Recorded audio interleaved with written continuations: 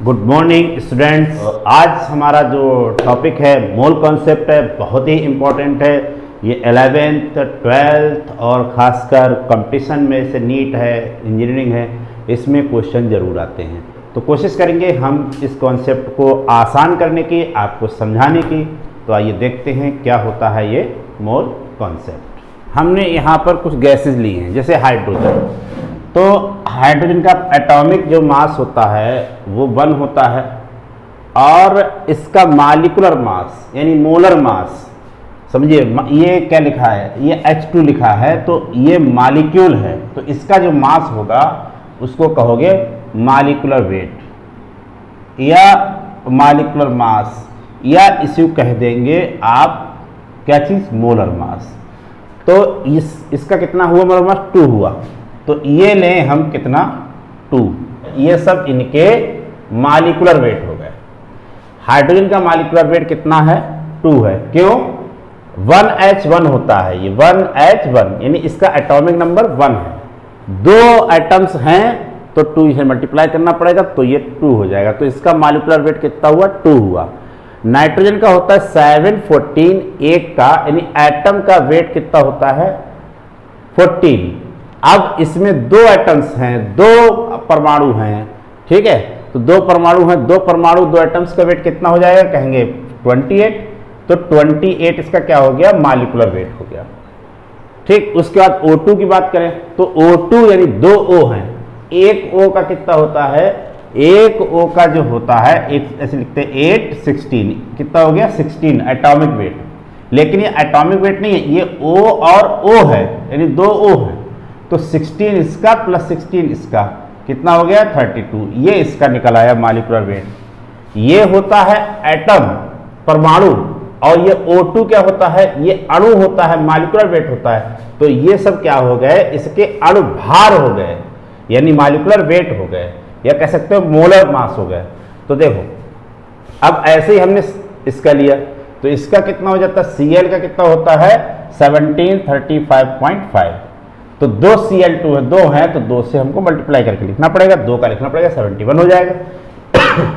NH3 nitrogen का atomic number होता है कितना, 14, क्योंकि N714 लिखते हैं, ऊपर वाला लिखते हैं, ऊपर वाला कितना हुआ एटॉमिक वेट, मॉलिक्यूलर नहीं है अभी ये, N अकेला है, एटम है। ये हम पहले बता चुके हैं एटम और मॉलिक्यूल में क्या डिफरेंस होता है।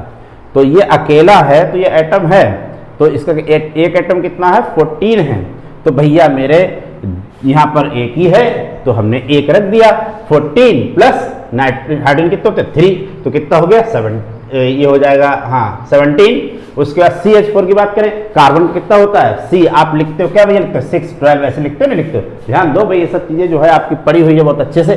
6 और C 12 यानी 12, तो एक कार्बन है तो 12 रख दिया। हाइड्रोजन कितने हैं, 4, एक का 1 होता है, 4 का 4 हो गया, रख दिया। तो इसका मॉलिक्यूलर वेट, इसका अणुभार कितना आ गया, कितना आ गया 16 आ गया।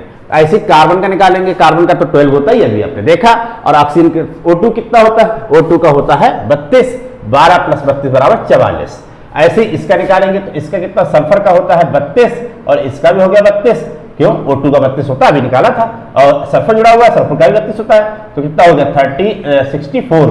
तो 64 इसका मॉलिक्यूलर वेट हुआ, 64 इसका अणुभार हो गया। भैया मॉलिक्यूलर वेट कहो, अणुभार कहो, एक ही चीज है, ठीक। वो हिंदी में, इंग्लिश में। अब HCl की बात करें, HCl का इसका 1 होता है, इसका 13.5 होता है, तो बोलो कितना हो गया, तो 13.6 हो गया, ठीक। तो ये सब और भी ले सकते हैं, H2SO4 H2O, बहुत सारी चीजें हम ले सकते हैं। ये हमने समझाने के लिए आपको ले लिया। तो कोई भी कंपाउंड, इन सब की खासियत क्या है, इन सब की खासियत ये है कि ये क्या मॉलिक्यूल्स हैं, ये सब, ये H2 को एटम नहीं कहेंगे, H2 का मॉलिक्यूल है, और N2 का मॉलिक्यूल है, O2 का मॉलिक्यूल, ये सब मॉलिक्यूल्स हैं। तो ये सब मॉलिक्यूल, इनका क्या आ गया, मॉलिक्यूलर वेट आ गया। तो ये मॉलिक्यूलर वेट हो गया।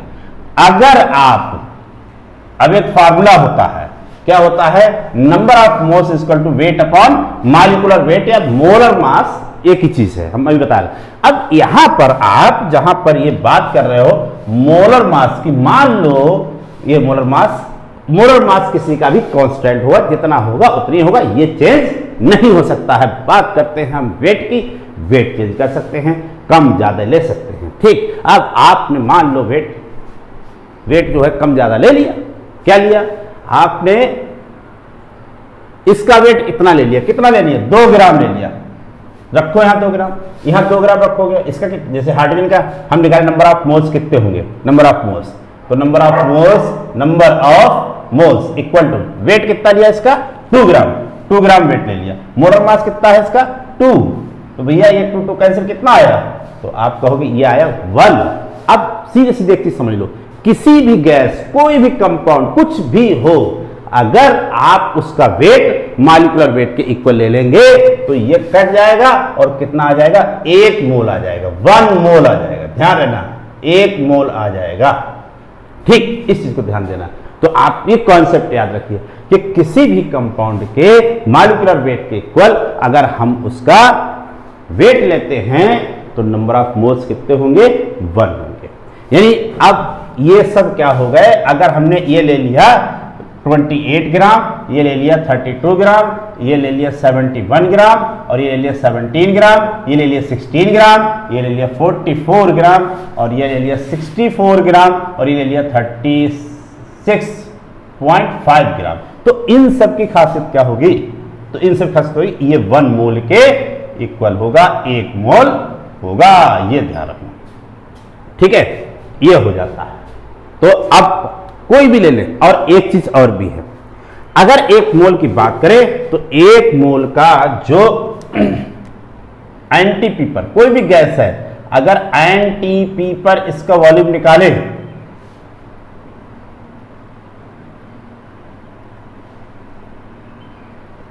एनटीपी पर, तो वो होता है 22.4 लीटर। ये ध्यान रखना भैया। तो ये जो चीज है ये बहुत काम की चीज है।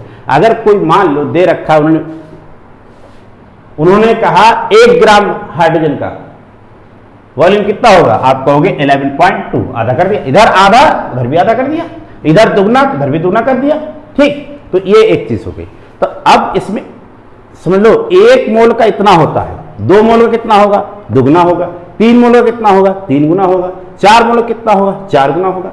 तो यहां पर एक फार्मूला बन जाता है, ये वाला, ये समझो, volume of a gas equal to कितना हो जाएगा? ये हो जाएगा। भाई हमने क्या कहा? भाई इतना आया, ये कितने का? 1 मोल का है, तो 2 कितना होगा? दुगना हो जाएगा। 3 कितना होगा? 3, तो नंबर ऑफ मोल से आप डिवाइड कर दोगे तो गैस का क्या निकल आएगा? टोटल वॉल्यूम निकल आएगा भैया। लेकिन एक चीज और है, इसी से एक फार्मूला और बन सकता है। हमको क्या पता है? Number of moles equal to weight upon molecular weight, तो ये भी लगा सकते हो ऐसे करके। वॉल्यूम ऑफ गैस इतना आ जाएगा, ये फार्मूला ये हो जाएगा। ठीक, दूसरा फार्मूला ये हो गया। तीसरा फार्मूला ये वाला, कैसे? अब मान लो इसी से नंबर ऑफ मोल्स निकालना हो, तो नंबर ऑफ मोल्स निकालना हो, ये रोक लो, ये कहां आ जाएगा? अपॉन में चला जाएगा, तो ये बन जाएगा। ठीक, तो ये जो वॉल्यूम आएगा वो एट एनटीपी आएगा। ठीक है, तो ये फार्मूले आपके बन गए, इसी से बन गए। अब इसका मतलब क्या हो गया? देखो, इसी को हम 1 मोल भी कह रहे हैं। अब आवोगाद्रो ने क्या कहा भैया? उन्होंने कहा कि अगर 1 मोल है गैस, अगर 1 मोल है कि 1 मोल में इतने नंबर ऑफ मॉलिक्यूल्स होते हैं, लेकिन चीज वही है। क्या चीज? एनटीपी। यहां पर ये आप लिख दो एनटीपी। ओके, समझ गए होंगे। तो ये इसके बराबर है, ये इसके बराबर, ये आपस में तीनों बराबर हैं। अब एक चीज बताओ, इसकी वैल्यू यहां अलग, और हाँ, इसको रिप्रेजेंट किससे किया? इसको रिप्रेजेंट किया Na से, आवोगाद्रो नंबर से। किसने बताया था? ये आवोगाद्रो ने बताया था। ये हम आपको बताएंगे क्या? ये यही लिखना है कि कोई भी सब्सटेंस हो, उसके 1 मोल में नंबर ऑफ मॉलिक्यूल्स कितने होते हैं? ये होते हैं। ठीक, हर किसी के में। अब एक चीज और है, अगर ये ग्राम मोल है, ग्राम मोल, कहीं पे जैसे सोडियम अकेला दे रखा है, ये भी समझा चले, Mg अकेला दे रखा है, या Au दे रखा है, या आपको Ag दे रखा है, तो ये क्या है? ये एटम्स हैं। जब ये एटम्स हैं तो इसका आएगा मोल, किसका? एटम्स का मोल आएगा। ये आप इसको मोल नहीं कहेंगे, ठीक है? तो इसके मॉलिक्यूल्स नहीं आएंगे, क्या आएंगे? एटम्स आएंगे। ठीक, अगर ये इनका 1 मोल लोगे तो ये मॉलिक्यूल नहीं आएंगे, एटम्स आएंगे। ठीक, ये ध्यान रखना। अब सोचो, क्या इससे इन सब से क्या फार्मूला मिल सकता है? 1 मोल में इतने होते हैं, तो 2 मोल में कितने हो जाएंगे? दुगने हो जाएंगे। 3 मोल में कितने हो जाएंगे? 3 गुने हो जाएंगे। ठीक, समझ लेना बात को, समझे? 1 मोल में कितने, इतने हैं, 2 मोल में कितने होंगे, 2 गुने, 3 मोल कितने होंगे, 3 गुने, 4 मोल कितने होंगे, 4 गुने। तो यहां पर क्या कर सकते हैं, अगर हम इसकी जगह पे ले लें number of molecules of a gas, तो आप कहोगे आप number of moles into this. भाई 1 मोल में इतने हैं, 2 मोल में इतने हो जाएंगे, दुगने हो जाएंगे, 3 मोल में 3 गुने हो जाएंगे, 4 मोल में 4 गुने हो जाएंगे, जितने मोल्स होंगे उतने इसका टाइम्स कर देंगे। ठीक, और हम मोल का फॉर्मूला जानते हैं, तो चाहे तो आप इसमें रख दीजिए। ठीक है, कैसे, देखिए ऐसे। तो देखिए हमने क्या कहा था, 1 मोल में कितने, तो number of molecules is equal to हो जाएगा number of moles into Na। ठीक है, 1 मोल में इतना है, 2 मोल में दुगना होगा, तो number of moles into Na, ये फार्मूला बन गया हमारा। भाई Na को नंबर ऑफ मोल से मल्टीप्लाई कर दे तो मॉलिक्यूल्स निकल आएंगे। ठीक, अब नंबर ऑफ मोल से क्या रख सकते हो, तो नंबर ऑफ मोल से पढ़ा है आपने, वेट अपॉन मॉलिक्यूलर वेट, तो वेट अपॉन मॉलिक्यूलर वेट रख सकते हैं इनटू Na। अगर Na से मल्टीप्लाई नहीं करोगे तो नंबर ऑफ मोल्स आ जाएंगे, और Na से मल्टीप्लाई कर दो तो ये मॉलिक्यूल्स आएंगे। ठीक, अब और क्या बन सकता है, वेट अपॉन मॉलिक्यूलर वेट न रखें, हम जानते हैं, क्या जानते हैं, 1 मोल का वॉल्यूम कितना होता है, इतना होता है 22.4 लीटर। ठीक, तो हम ये भी रख सकते हैं नंबर ऑफ मोल्स जगह volume of gas at NTP upon 22.4 litre, ये आप रख सकते हैं। ठीक, तो ये रख दिया तो हमारा ये फार्मूला बन गया, एक और बन गया। ठीक है, तो ये उम्मीद करते हैं ये समझ गए होंगे। अब आगे देखते हैं, ये सब क्या हैं, ये सब एटम्स हैं। क्या हैं, एटम्स हैं। तो इसमें मॉलिक्यूल नहीं हो सकता। मॉलिक्यूल क्या है, एटम्स से मिलके बनता है, और एटम्स किसी से मिलके थोड़ा बनते हैं, तो ये एटम्स हैं। तो अब समझो, अगर आपने निकाला क्या चीज,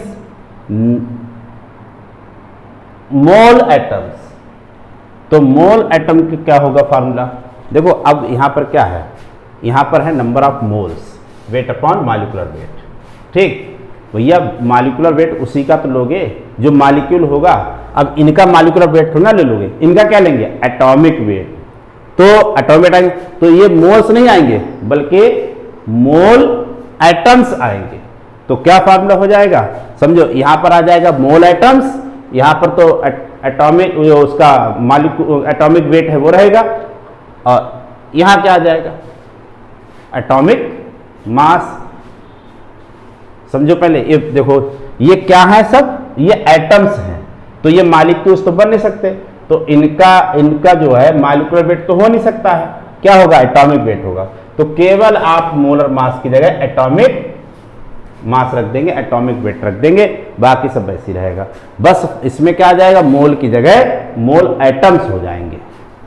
ये फार्मूला हम पहले पढ़ चुके हैं, number of molecule is equal to number of moles into Na। ये पहले पढ़ चुके हो, नहीं पढ़ चुके हो, तो जब ये पहले पढ़ चुके हैं, हम कहें यहां पर निकालना हो, मान लो नंबर ऑफ मोल्स, तो क्या होगा, ये Na नीचे चला जाएगा, तो मोल मॉलिक्यूल्स, यानी नंबर ऑफ मॉलिक्यूल्स क्या हो जाएगा, सॉरी मोल मॉलिक्यूल्स, तो ये हो जाएगा, यानी कि नंबर ऑफ मोल्स कह सकते हो। तो नंबर ऑफ मोल्स कहें, इसको नंबर ऑफ मोल्स कह सकते हो या मोल मॉलिक्यूल कह सकते हैं। किसके बराबर हो जाएगा, number of molecule upon Na, इसी से ले लिया। ठीक, अब इसके बाद हम ऐसे ही मान लो निकालें इनके लिए, तो इनके लिए क्या बनेगा, जब इनकी बात करेंगे, ये वाले, ये क्या हैं, ये सभी एटम्स हैं, तो इनके लिए फार्मूला क्या हो जाएगा, इनके लिए फार्मूला हो जाएगा नंबर ऑफ एटम्स, ये मोल एटम्स हो जाएंगे, और मोल एटम्स लोगे तो वेट तो ऊपर रहेगा, नीचे एटॉमिक वेट आ जाएगा, यानी मॉलिक्यूलर वेट नहीं होगा। अगर मॉलिक्यूलर वेट इसका होगा ही नहीं, क्योंकि मॉलिक्यूल है ही नहीं, तो कहां से मॉलिक्यूलर वेट आ जाएगा यार, ये क्या होगा, एटॉमिक वेट। रख दिया एटॉमिक वेट, छोड़ो बात को, ये एक फार्मूला बन गया। दूसरा इसके हिसाब से, तो इसके हिसाब से ये इसके लिए बनेगा।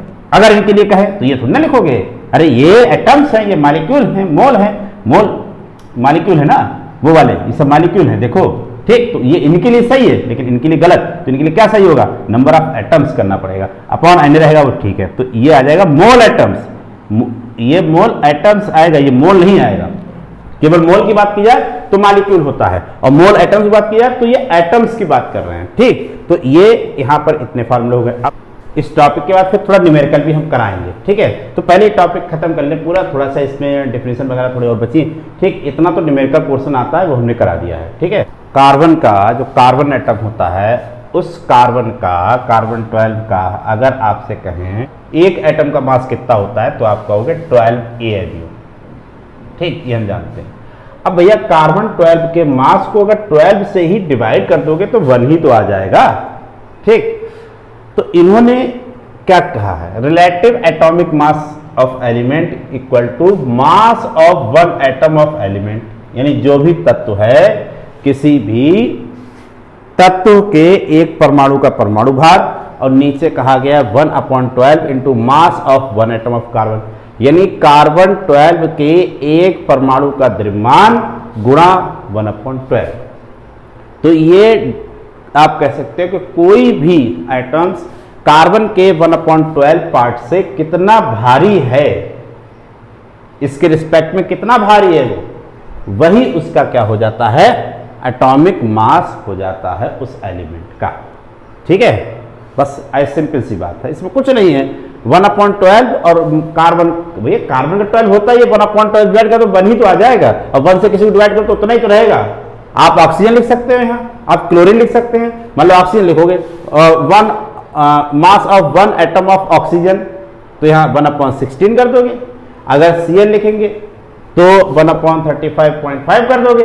अब यही हिंदी में हो गया। ठीक है, अब ये आप अपनी इसकी डेफिनेशन ये लिख दोगे भैया कि कार्बन है, कार्बन 12 है, उसके 1/12 पार्ट से कोई भी एलिमेंट कितना भारी है उसके रिस्पेक्ट में वही उसका क्या है, एटॉमिक मास ऑफ एलिमेंट हो गया। ठीक, वही उसके तत्व का परमाणु भार हो गया। अगर आप ऑक्सीजन लोगे तो 1/16 पार्ट लेना पड़ेगा, तो ऑक्सीजन 1/16 पार्ट ऑफ ऑक्सीजन और 1/12 पार्ट ऑफ कार्बन ये बराबर ही होंगे। ठीक, तो ये इतना आप लिख लेंगे। ठीक, अब मास स्पेक्ट्रोमीटर से पता चला कि मास ऑफ 1 एटम ऑफ कार्बन 12 इतना ग्राम होता है। ठीक है, 1 एटम ऑफ कार्बन का इतना होता है, तो यानी कार्बन के 12 के एक परमाणु का द्रव्यमान इतना होगा, इतने ग्राम होता है। ये मास स्पेक्ट्रोमीटर से पता चला था। हो सकता है इसी पे क्वेश्चन बन जाए, मास किससे पता चला, तो मास स्पेक्ट्रोमीटर से। ठीक, अब निकालना कितने का है, इसका 1/12 पार्ट इसका निकालें, तो इसको क्या करेंगे, डिवाइड कर दे 12 से, 1/12 पार्ट निकाला गया तो वो भी निकाल लो। तो 1/12 हम निकाला, डिवाइड किया, ये 0.67 आ रहा था, तो हमने इसको 1 बढ़ा दी माइनस की। ठीक, वैसे आ रहा था 0.167, लेकिन हमने उसको एक डेसिमल इधर खिसकाया, एक पावर माइनस की बढ़ा दी। ठीक, तो ये इतने आ जाता है। अब बात करें 1 ग्राम एटॉमिक मास, अगर भैया एटॉमिक मास को आप ग्राम में रिप्रेजेंट करेंगे तो ग्राम एटॉमिक मास आएगा। तो यहाँ पर ग्राम एटॉमिक मास हमने कहा था, अगर उसके एटॉमिक मास को आप ग्राम में रिप्रेजेंट करते हैं तो वो ग्राम एटॉमिक मास होता है। अगर, ठीक है, ये अगर देखो ये क्या है, ग्राम अणु द्रव्यमान यानी ग्राम मालिकुलर वेट। अगर मालिकुलर मास को आप ग्राम में रिप्रेजेंट करेंगे तो ग्राम मालिकुलर मास आए। कैसे, जैसे gram atomic mass equal to, gram atomic mass जो होता है वो mass of 1 gram of atom के इक्वल होता है, यानी 1 ग्राम एटम्स का कहें, 1 ग्राम एटम्स का मतलब हो जाता है 1 मोल। 1 ग्राम एटम्स कहो, ग्राम एटम्स कहो या मोल कहो, एक ही चीज होती है। ठीक है, ग्राम एटम्स तो हो जाएगा मोल एटम्स। ठीक, तो वही इसके इक्वल हो गया, ध्यान रखना इस चीज को, कहीं भी आप अप्लाई कर सकते हैं। एक ही बात होती है, ग्राम अगर एटम्स कहें तो मोल एटम्स आएंगे, अगर वो ग्राम मॉलिक्यूल कहें तो केवल मोल आएगा। ठीक, ये ध्यान रखना बहुत अच्छे से। अब इसको हम क्या कह सकते हैं, मास ऑफ एन एटम्स। अभी आपने पढ़ा था ना कि 1 मोल में कितने होते हैं, 1 मोल में कितने नंबर ऑफ एटम्स होते हैं, एन एटम्स होते हैं। तो एन एटम्स का जो वेट होगा वो उसके ग्राम एटम्स के यानी कि मोल एटम के इक्वल होगा। ये ध्यान रखें, ये पिछले में अभी पढ़ाया था, वही चीज है सेम भैया के। Na आपने लिया, वैसे मान लो 23 ग्राम हम सोडियम कहें, 23 ग्राम सोडियम कहें तो इसमें कितने मोल्स होंगे, तो आप कहोगे इसमें जो मोल्स नहीं होंगे बल्कि मोल एटम्स होंगे, मोल परमाणु होंगे, मोल एटम। ठीक है, मोल्स नहीं होंगे, मोल एटम्स होंगे। क्यों, क्योंकि एटम। अब हम कहें कि इसमें कितने नंबर ऑफ एटम्स होंगे, तो आप कहोगे 6.023 10 की पावर 23, इतने क्या होंगे, ये एटम्स होंगे, परमाणु होंगे, एटम्स होंगे ये, ठीक है। तो ये ही तो आयन से रिप्रेजेंट कर सकते हो, बस ये क्या होंगे, ये मॉलिक्यूल नहीं होंगे, ये एटम्स होंगे अगर एटम की बात कर रहे हैं तो वही चीज यहां पर ले ली गई है, मास ऑफ आयन एटम्स और मास ऑफ इतना, देखो है वही चीज आ गई, ठीक। अब मास of 1 gram atom of oxygen की बात करें तो भैया ऑक्सीजन की बात करेंगे यहां पर, जैसे कोई भी ले सकते हो एलिमेंट्स, जो भी होगा उसका रख देंगे नाम। तो ऑक्सीजन ले लिया हमने एग्जांपल में, ये एग्जांपल लिया है, तो ऑक्सीजन की बात कर रहे हैं तो यहां भी ऑक्सीजन आ जाएगा, यहां भी ऑक्सीजन आ जाएगा। अब निकालो कैसे ऑक्सीजन का, तो 16/Na into Na से मल्टीप्लाई करना पड़ जाएगा, 16 आ जाएगा। अब ऐसे ही आप ग्राम मॉलिक्यूलर वेट लिख देंगे, यहां पर ग्राम मॉलिक्यूलर वेट होगा तो हम क्या आ जाएगा, यहाँ ग्राम मॉलिक्यूल होगा, यहाँ मॉलिक्यूल होगा, ठीक। ये सब मॉलिक्यूल हो जाएंगे क्योंकि मॉलिक्यूलर वेट की बात कर रहे हैं। अब ये जो साइड से लिखे हुए हैं तीनों, मोलर, वॉल्यूम, अवोगाद्रो नंबर, मोल, ये सब आपका पढ़ा हुआ है, समझा चुके हैं। बस आपको क्या करना, मोलर वॉल्यूम का मतलब क्या हो गया कि कोई भी गैस है, कोई भी सब्सटेंस है, इसके 1 मोल का जितना वॉल्यूम होगा वही क्या हो जाएगा, मोलर वॉल्यूम हो जाएगा। कोई गैस के 1 मोल का जो आयतन होता है वही मोलर आयतन कहलाता है। और हम पढ़ चुके हैं मोलर आयतन एनटीपी पर कितना होता है, volume of 1 mole gas is known as molar volume. Avogadro number क्या था, ये भी आपने पढ़ा था, क्या पढ़ा था, ये होता है 6.23 × 10⁻23, इतना होता है। तो कोई भी सब्सटेंस है, हमने ये पढ़ा है कि 1 मोल में नंबर ऑफ मॉलिक्यूल्स इतने होते हैं। तो 1 मोल में जो मोलों की संख्या, अणुओं की संख्या है, जो मॉलिक्यूल्स है, नंबर ऑफ मॉलिक्यूल्स, उसी को एवोगाद्रो नंबर कहते हैं। इसको Na से रिप्रेजेंट करते हैं और एसटीपी पर इसका वॉल्यूम कितना होता है, इतना ही होता है, ठीक। ये भी समझ लीजिए। मोल के डेफिनेशन पढ़ चुके हो कि कोई भी सब्सटेंस है तो हम क्या करें, कोई भी सब्सटेंस ले लें तो उसके इतने नंबर ऑफ मॉलिक्यूल्स क्या होता है, 1 मोल होता है, ठीक। यही इसमें लिख देना, कहोगे 1 मोल जो बराबर होता है वो 6.23 × 10⁻23 के इक्वल होता है। इतने क्या होते हैं, ये मॉलिक्यूल होते हैं।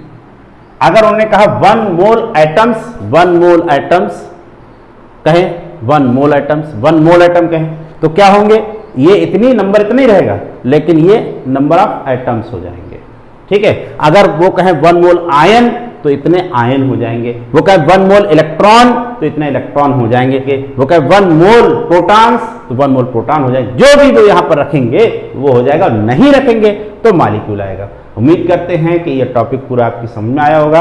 अगर समझ में आया है तो भैया लाइक और शेयर कर देना।